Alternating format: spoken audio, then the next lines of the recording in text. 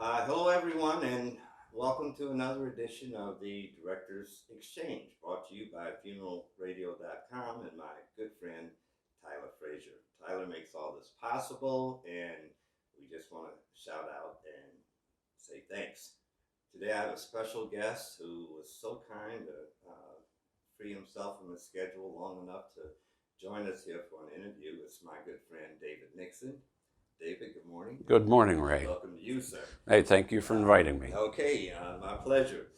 Uh, I'm going to go. I'm going to start out by reading the headline that's on David Nixon's website, and by way of an introduction, I'm going to do it this way. It's going to maybe depart from how we normally do it, but if you go on to David's website, and he's the owner and president of Nixon Consulting, if you go on the website, the banner headline reads like this.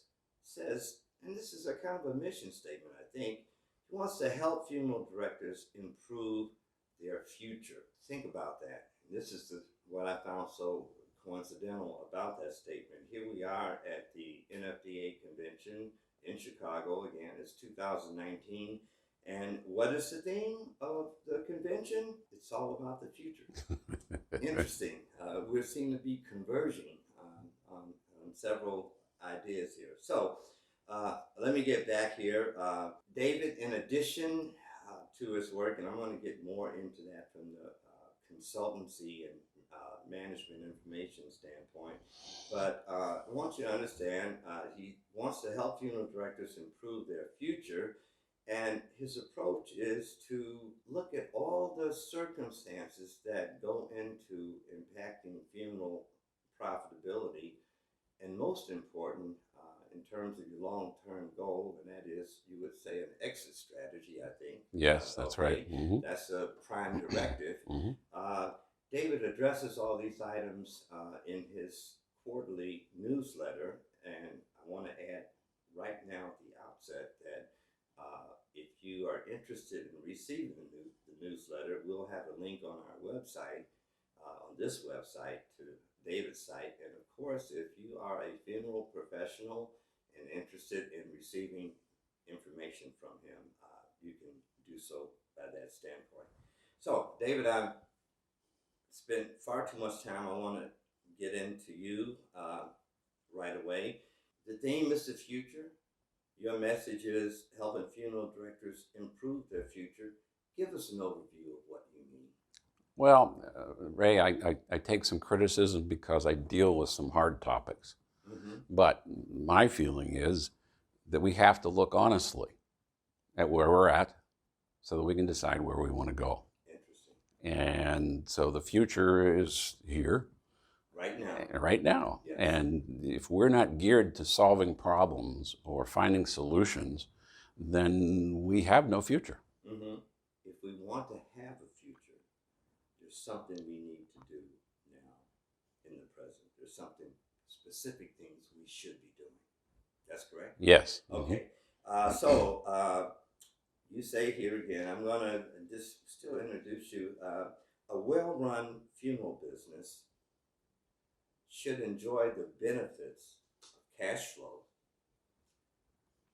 and avoid the use of leverage or lines of credit. Yes. And that's proven what we call balance sheet management. Yes. Okay, so that's a balance sheet concept. Absolutely. And of course, you go on to say that well-managed firms reap the rewards from a comfortable bank account. Now we've gone from balance sheet to income statement and cash flow. Right. Okay. And that allows them to take advantage of new opportunities. New opportunities is another word for growth. Yes, it is. Okay. And this is a subject I just want to break for a brief minute because you and I have talked about this before. I think we talked about it yesterday here at the convention. And what's new on the scene in all business and all industry is that the economy has, in recent years, become more financialized. And by that, I'm looking at, if growth is the prime directive, growth today has to be financed. It does involve leverage. Expand. No, well, Ray, I've been looking at funeral home information for 40 years. Okay. All right. And 25 years ago, I started an article, a published article, listening to cremation. And I kind of warned at the time that there was a disparity in revenues between cremation and burial. Yes. And, some people listened to me and others who said you needed to charge, appropriately for cremation. But many didn't. And they put their head in the sand that, that wasn't going to impact them. Yeah. Well, the Cana figures were there. We saw, that it was going to keep growing. So, you talk about leverage. You talk about the financial impact in where we're at now. Funeral service was largely recession-proof up until the Great Recession. Yes. And I noticed, and our clients noticed, that people were spending less. They wanted money back from an insurance policy. Yes. And very true. Yeah. And that changed things, and I think it accelerated the move to cremation and the impact. And now, even though I told them 25 years ago, it's finally hitting home that there's a disparity there. And the average revenue per call has essentially been flat. Yes. And that's a real concern. Yeah, I got a quote from you on that. I believe this is your quote. The average revenue per call for our clients at the firms that you service has hit a wall in terms of growth, averaging just 0.5% annual growth over the last decade. Yes. More. Yes. Okay. But that's not just your clients. That's the industry in general, because you've done surveys or you've somehow obtained information about the industry at large, and the same statistics apply. Typical growth rates for a business in the neighborhood of about 3% annually. That's what I was going to say. Yeah. If I had to guess. Yeah. 2.5%, 3% is pretty good. That's achievable for most. In funeral service, people from outside looking in several years ago said that we were only growing 2%. And then they retracted that and went down to 1%. Well, that's not really meeting general business needs. Absolutely. All right. And then I looked at SCI for 5 years, the last 5 years. Yes. And their average cost or funeral service revenue per call was like $5,200. And it's been stuck there. Yes. In essence, over that 5-year period, yes. they lost 0.1% annually for their revenue per call. They've lost that. They've lost it. They're not growing. And this is not that way. This is what I want to point out to you. If our listeners, if you don't do anything else, please contact David. And I didn't ask you this before, but you're hitting the wall. It was done in 2 parts. Correct. Are they available for redistribution? Sure. If somebody wants, they were actually published in I think the Director magazine. Yes. Okay. I have copies of those if people don't have that. Well, I wholeheartedly recommend that you look into that article, because it carries off from where we were just talking about. Now, if you've had a decade of flat to or stagnant revenue and profitability, that's taken quite a toll on your operation, especially if we're still looking at the prime directive as being growth. Chances are there are improvements you'd like to make to your property, but you're going to be limited to the extent you've got debt outstanding. Yes. You're also going to be limited to the extent that you lack sufficient collateral for the loan. The lending, correct me if I'm wrong, is going to have to be to a large extent unsecured, which is going to require submission of financial statements and a business plan. And personal guarantees. And personal guarantees. Yeah, actually. Therefore, to the extent you don't have any of that at your excess, you're being closed out the market for expansion and growth. Well, you have to. It's a threat to your survival. It is, Ray. Not to belabor the downside, but like I said earlier, let's talk about these real problems, all right? If the growth is stagnant, expenses aren't. And I think what I found in that article is like 1.4% annually growth in expenses. You have to at least keep up with that. The expenses outstrip the revenue. It can. Then you actually, the net worth of the business is in a declining situation. Well, you're going to see the shrinking profit, the bottom line. Yes. And that's going to impact the equity in the firm.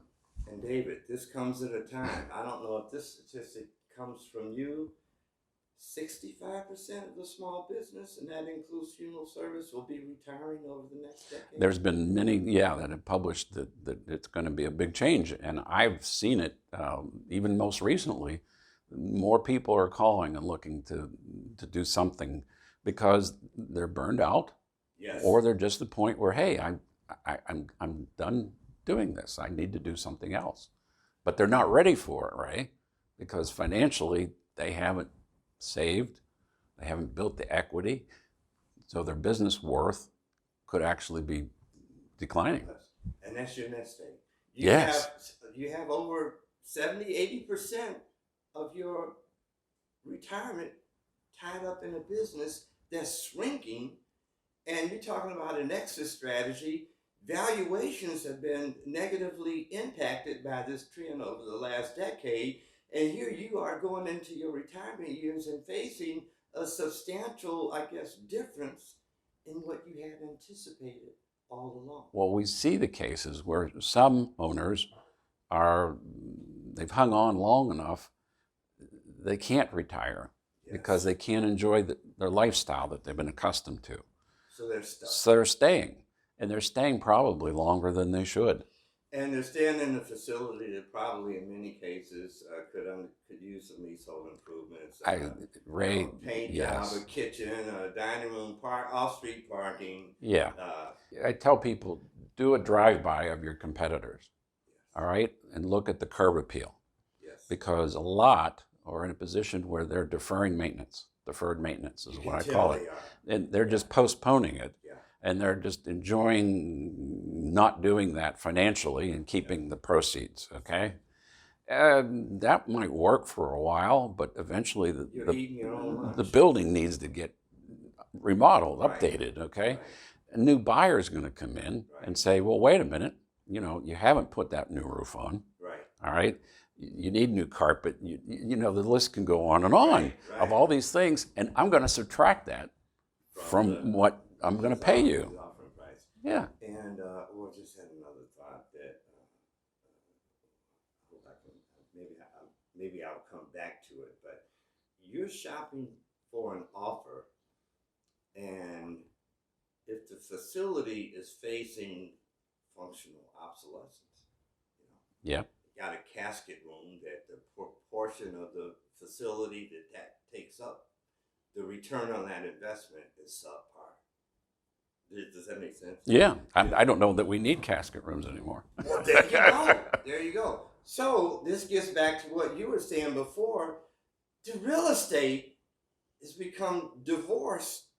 It's not playing a historical role. Today, if you're going to operate a facility, the cost of carrying that real estate, your business model must generate enough cash flow to service the debt.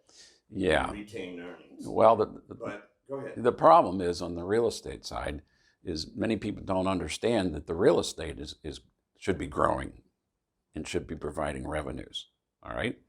So what do you mean? Explain. Go ahead. All right. Well, when you see a firm that's made, let's say, 12% profit, but they're not charging themselves fair market rents for that facility, guess what?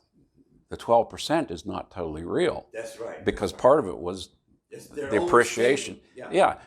They've got a real estate component and they've got an operating entity, a funeral home business. Well, they're tied together. Mm-hmm. And so they have to actually look at it and say, I've got an investment in real estate, I've got an investment in a funeral service. Some cases, Ray, the real estate has appreciated in value so much that they're more a realty company than they are a funeral home company. Mm-hmm. David, this is a really interesting concept. I'm going to still on the subject of real estate, and I'm reminded of something that I was told recently, and someone was saying that the funeral homes, they're talking about the corporates and the prime real estate. Yes. Their customers are generally better off financially, so they're not dealing with lower income population so much as you might say middle tier and up in terms of a customer. On that basis, the corporates say, we got the prime locations, we got the prime property. We're not worried about competition because the barriers to entry are so insurmountable for the new entrant. And I know what you're thinking, right? I'm going to say, that's assuming that funeral homes are going to look the way they are down the road, the way they are today. In other words, you told me earlier, you don't need an embalming room. Then what are the funeral homes of the future? How are they going to look? Is it going to be a fancy ground level facility spread out with nice parking, a banquet room, and dressed up display that's sunny and bright? You show video monitors around the room, AV situations to set up, for singing, musical instruments and things like that. That's not a significant barrier to entry, I think, because you can take a restaurant and maybe do. I mean, that's been done. Yeah, it's been done. So we talked about this over coffee, and I was surprised, and your listeners may be also, because you're a finance guy. You may be the only certified management consultant to funeral service. That's probably true. The only one. And here you are. You say we don't know what the competition is going to look like down the road. Right. And barriers to entry, for all practical purposes, then don't really exist. Yeah. You clarify that for me. Let me go back a moment to the real estate. Okay. All right. I've written about the real estate paradox. All right. And that is when the value of the real estate today, fair market value of the real estate, is on par, matching the revenue that the funeral home generates without cash advance influence. Then you become more of a realtor than you are a funeral home. All right. But to get back to your question on the future, all right, I envision a future with a smaller physical footprint. Do we need 20,000 square foot facilities? I don't know that we do, because I don't think the public's supporting that. Okay. All right, they're voting with their pocketbook. Right, the overhead to carry a facility that large. Right. Some of the people that I've talked to in the high cremation areas, they say they only need about 3,000 to 5,000 square feet. Yeah. That's all they need for that model. Any more than that, then it's coming off the bottom line. They're not going to make it. I remember when I traveled to Seattle as a guest of the Inland Empire Funeral Association. As you probably know, I'm on the Northwest. In the Northwest, the cremation rates are off the hook. Oh, yeah, absolutely. 75-80%. And most of it's direct. Yes. Visited several funeral homes. Almost every funeral home had a retort in the building. That's par for the course. Right. And this reminds me of a conversation you and I had years ago, in which you said, here in the Midwest, as compared to Seattle, those guys have been getting by for quite some time with cremation rates that high. Right. What is it going to do to the markets that haven't? Maybe they just might be at 50%, cremation rates. Very likely down the road, they're going to get into the same kind of a circumstance that you're seeing out on the coast. Coast, yeah. Yeah. Do we still have time? From a standpoint of timing, how, in essence, how soon must we begin really addressing this? 25 years ago, 25 years we ago. needed to So address we're it. kind of behind the curve Absolutely, right now, and we've the gotten industry behind. is in desperate needs to catch up. Well, it needs the innovation. All right, it needs some newness. I said the other day at an FDA program that I was part of, uh, you know, we're not a burial business anymore. We're a cremation business, and we need to adjust to that. Just face the facts. Yeah. This is a cremation industry. It is. It's a profession that now focuses primarily on, and if, individual towns are not 50% or higher cremation, they will be. I mean, I talked to a guy yesterday who was only 4% cremation in his area, which is phenomenal these days. All right. But he knows where it's coming or going. And we need to plan that way. Mm-hmm. If we're getting average revenue per call of $6,000 or $7,000 now, Mm-hmm. how's that business model going to work if we're only getting $4,000 per call? Because you're saying peak revenue per call is essentially here. Yes. That's the situation Yes. today. So it's going to be down Right. going forward. And the problem in my mind, Ray, is that we've given consumers the choice of one door. Which door do you want? Okay. Burial, okay? Yeah. Well, it isn't that. It's not just cremation. I wish we'd not even focus on whether it's a burial or cremation. Focus on why the business is there. It's to serve people who have suffered a loss. Let's not worry about it. We can price what we want, all right? Cremation probably should be higher than it is. Burial probably should be lower, all right? Because we've been, in essence, burial's been subsidizing cremation at many farms, all right? So we need to say now, this new business model, let's just focus on satisfying families and not worry about what they choose, because if we're worried about the bottom line so much, it becomes the focus and not the reality of what they need. So if you worry about the bottom line too much, you're focusing on the wrong thing. That's the wrong metric. So nonetheless, there is a hierarchy Mm-hmm. because the other things that may be less important, they still remain critical. You can't ignore the bottom You can't line, ignore them. but you should have enough margin of profit, all right, that you can withstand somebody choosing something that's less expensive. Okay. All right, Okay. and the margin for error. 30 years ago, Ray, the margin for error was great because everybody Absolutely. bought caskets and vaults. Yeah. They're not buying them today like they were. Also, you could just look in your bank account and you didn't have to do no account. If I got a hefty balance, it looks like it's higher than the outlays I've got to make in the next week. I must be doing fine. My focus for 40 years has been on the operational side, not the financial strictly. It's, how can we tweak the business to make it a little bit better, a little more profitable? And we haven't really addressed a lot of those issues. But we're being forced to now. You're being forced to. Yeah, we're now at a point where you have to be a better business person. It's just mandatory. And I think what we're going to see, and going back 40 years ago, I saw clients then that were close to 50% cremation, and many of them are still around. They've kept their debt load very low.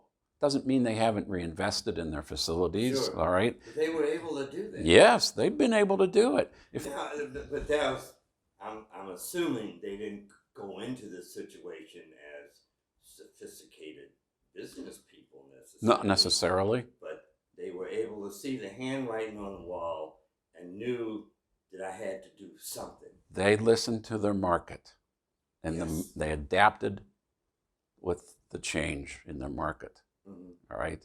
I think the future is going to be great for somebody who's financially sound and Yes. solid. Yes. And unfortunately, that's not going to be the majority, in my opinion. It's not going to be the majority. So then you say we should have started correcting this corrections process 25 years ago. Yeah. So here we are at this stage of the game, and time is really running out fast. Yeah. So if one wants to start what I would call or institute a program of recovery, Hmm. then probably the best thing they could do, and I'm not trying to plug an ad for you, but is to contact a person like yourself, because you're going to start them out on the process of what they Let's need to look do. realistically, and Yeah. they're not just myself. There's others out there too Yeah. that can be called. They just need to have a heart to heart.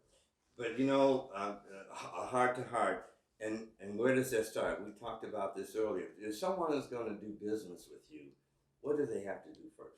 You got to send your financial statements. Oh yeah, I've got to see You got to tax returns, financial statements, call volume information, including cremation breakouts. What rate are they at, and where are they going? What if the guy doesn't have it? Unfortunately, I see that a lot of times. So can they give you an envelope with all the receipts and stuff? Oh no, No, no. you will instruct them to contact an accountant. Mm-hmm. Okay. Or do you ask first that they submit what they have about their business? If they give so you can assess the quality of it? Yeah, I mean, you don't need to have detailed financials necessarily, at least at the beginning. You can develop those, all right? But you need to say, all right, even if it's just a tax return, because some people don't even have financial statements. Isn't that amazing? Yeah, it is. But in an environment that's pre-financialization, that wasn't It wasn't. Then the margin big effect. and the margin for error was so great they didn't have to worry about it. You couldn't be sloppy and And they were. And they were. Okay. And some still try to be. Okay. It doesn't work. We've got to first of all address the financial statements and get a reasonable idea of where the business stands. Well, it's reverse engineering, Ray, when you come down to how do we build a profitable business? Mm-hmm. What profit are you looking at? Okay. All right?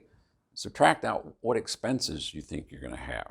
Right. What your cost of sales might be, which is declining, incidentally, because fewer caskets and vaults are being sold. Yes. But what revenue do I then need to generate to produce it? Cost of sales means higher gross profit. It could. Mm-hmm. Okay, but then the rate of expansion and expenses is chewing into that. It can. Such that the bottom line becomes relatively minuscule. It can, but if you start backwards and say, I want a 10% profit or I want a 20% profit, how do I, and my expenses are 80%, all right? Right. Cost of sales is maybe now it's 13% or 10%, all right? At least what, 7, 6?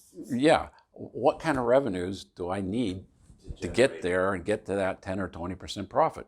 It's a backwards approach. It is reverse engineering, but it can be done. Okay. The problem is sometimes what I have to tell people is you've got to raise your prices a lot in order to do it. Or they must be scared to death. Well, if you can't grow, we talked about the revenue per call. If we can't grow there, what's the real alternative, Ray?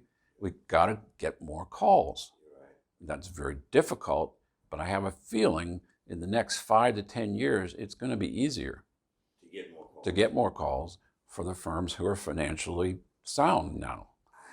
Because they're going to weather the storm. The weaker sisters are going to actually be just turning over there. What do you call it? Capturing market share. Yeah. Yeah. They're going to have to capture more. If we got to grow one way or the other. Yeah. And if we can't grow per call, then we have to grow calls. And that's extremely difficult in this profession. At the convention yesterday, I was so honored to meet some of the more senior guys, the ones who are retired. These are the kids who are running the firm now and what have you. But it was interesting talking about, in the heyday, how they operated. And they really confess they feel fortunate because they got out and they did a self-assessment and realized that what it would take to go forward in the future really they didn't necessarily have. Right. Okay. Right. But the kids were there, or a long-time employee was able to, I don't know, somehow they did negotiate a sale. But you don't want to take personal notes from the buyer, do you?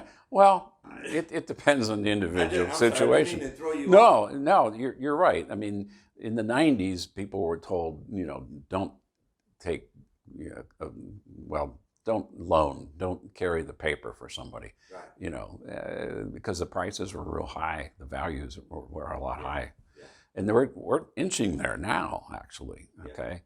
Values are inching higher now for good firms. The firms who have not deferred maintenance, all right, They're on top. they're at the top of the heap, Right. and they get the higher multiples, the First higher, choice, yeah, turnkey, because somebody doesn't have to come in and do all the remodeling and everything else. They have a distinct advantage over the people who have deferred maintenance. All right, so the values are rising, and for some, but it won't for others. Some are still stuck in the 90s and saying, well, I should be getting $20,000 per call or whatever it is. And that doesn't hold true necessarily. We only got about 10 minutes. All right. Fascinating discussion. Still a whole lot of things we didn't cover, but I'm sticking with my mission today was to showcase you and try and maybe stir some of my fellow owner-operators out there who are considering that time is running out. They know what's going on. They're just scared, I would imagine. Deer in the headlight? No. Well, I appreciate the opportunity to talk, Ray, and to share, but I think many are in denial. They're in denial. They're just they're deferring their maintenance and they're deferring their decisions. Okay, let's try and hone in on this. Of the percentage that may be operating in denial, are you able at all to offer what proportion of the universe of practitioners that might constitute? I don't have an exact number, Ray, but I'm going to guess it's over 50%. Over 50% are not really ready. Okay, if you're going to exit your business, the last 3 to 5 years are the most critical. All right, you got to make the changes to make your business look attractive. Yeah. And I'm not just saying, fake this or fake that. It's got to be real, and it's got to be measured in profitability, unfortunately. Therefore, time running out. For the sake of our owner operators out there who know they've got to do something, maybe not sure what it is, but you look at the last 3-4 years, or you look at your income tax statements, the trend should be very evident. Yes. So I got to consider contacting someone for help. Yeah. If I contact you, are you going to cost me an arm and a leg? How? No, I don't tend to do that. Put it to you this way. In the process, we want to turn around an operation. Okay? Take me through the steps that you will perform for a client, if you will, please. What we need to know right now is what is today's value of the business? Okay. What's the net cash flow? All right. You can talk about EBITDA multiples and you can talk about revenue multiples. It's net cash flow. Yes. And then what's expected cash flow, anticipated, what the future is going to hold. You can impact, once you have that barometer, okay, the benchmark of where you're at now, to let's make improvements that can help the bottom line and make it look more attractive. Yeah, it's not just all about raising prices, all right? It's about looking realistically at expenses and knowing. I mean, I talked with a firm just the other week who knew he was spending more on personnel. Well, he was spending 5 or 10% more. That's a lot. That's coming right off the bottom line. Personnel, it should pay off, though, right? Well, you can have. You're right, and I firmly believe that you got to pay good people well. Right. All right. But I'm wondering, and he's investigating whether he has too many people. Too many. Then that means that this is an owner that doesn't have to spend that much time in this business. He could. Yeah. Some days he may not even want to come in at all. Right. He's living a good life, David. Right. And that's he's burning his nest egg. He could be if he's not watching the bottom line. Okay. And you always need to have a cash reserve. I think you mentioned that earlier. What's a cash reserve? Well, I use what I call the Buffett factor. All right, Warren Buffett, everybody knows the Oracle of Omaha. Yes, sir. He reportedly, by analysts who look at his business, he keeps 2 months of revenue on hand in cash. Working capital. Yeah, but it's not just 2 months of expenses. It's 2 months of sales, of revenues. And I've seen firms that have worked to get to that point. They can do that. They can do it. It takes discipline. So right? to get from a point like that to a point where you just described, guys going to be clueless unless they do find someone who can serve in an advisory position. They can do it themselves, Ray. They got to be honest with themselves. Just gotta be honest. Yeah, you got to be looking at exactly what. Do I have time to screw around doing my own inquiry, or do I'm not trying to send you customers, but I'm thinking if the situation is this dire, I need to act fast. I may You not have have time to take a course or study. So I want to come up with a plan within a 6-month time. Then it depends on what your exit plan is. Yes. All right. We had guys 2 or 3 years ago that were in their 50s that were burned out and ready to leave, but they didn't take into consideration you can't get Medicare health hospitalization coverage until you're 65. That young, yeah. How are you going to bridge that age gap? Yes. And so some of them had to go back to work, even though they were really not mentally ready to go. They weren't financially ready either. So it takes 2 points. You got to be financially and mentally ready to exit. Okay. But it really depends on the financial side a lot, because if you can't afford to retire, you're not going to. Okay, so here I'm going to make a bold statement. I hope you can respond to it. Again, for the guys in a situation where things have been doing so well for the last few years, got some ideas, but he's not sure. He's got to prioritize all the different things he can, the steps he can take. Then you need professional help. Well, you need somebody else who's going to look at it and give you an honest opinion. Okay. You may not like it, but okay. you need to look at it. So let's go back to the process of initiating a recovery or turnaround. And you were just you started with the financial statements. I'm going to shut up and I'm going to let you finish from there.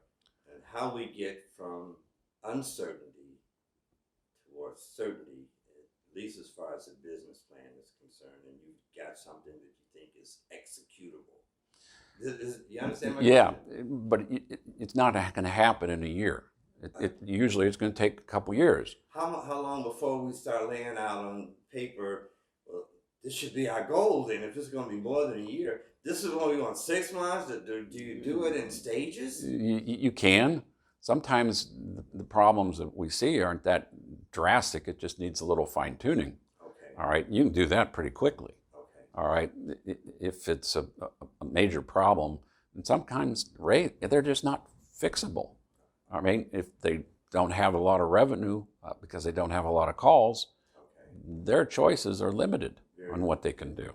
So those are some of the challenges. So then in that case, you want to trim costs. You got to be realistic about the costs, Yeah. So. And the most immediate way to address costs, you and I both know, is to lay people off. Well, I don't like. Staff is unnecessary. I don't like cutting that one. All right. Yeah.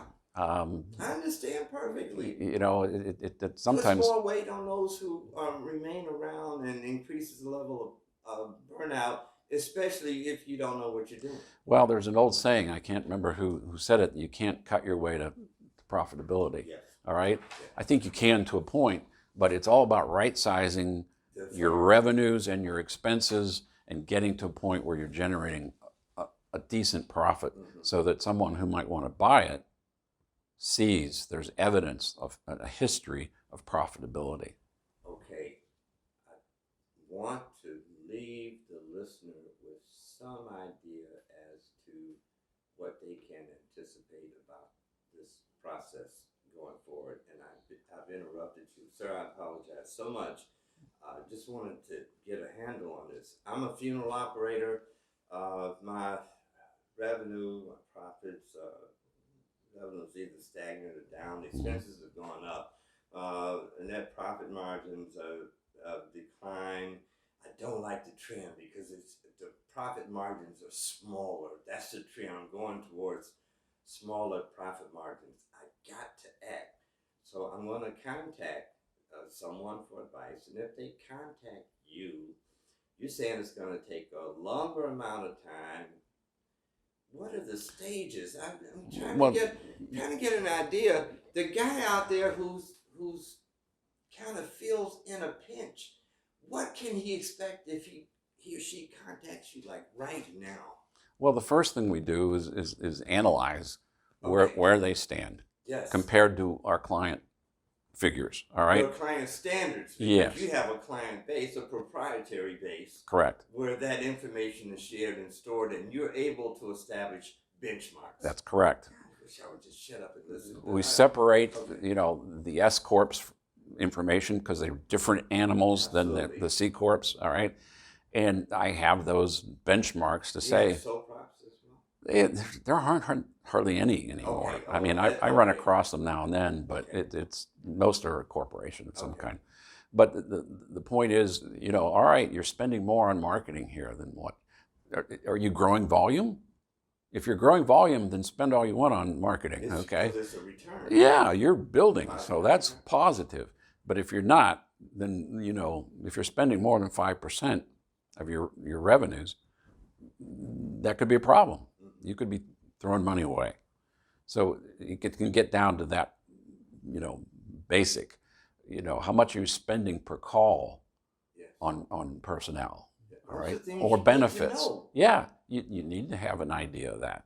So once you establish, hey, this is, you're doing well in this area, you're not doing well in this area. Let's tweak that area and get that improving. But that can take a year before you realize, the benefits of change. Yeah. But if you're talking about a 5-year time frame, that's 20% of the problem out the way. Ray, you need 3 to 5 years of solid financials, so you actually need to be planning before that.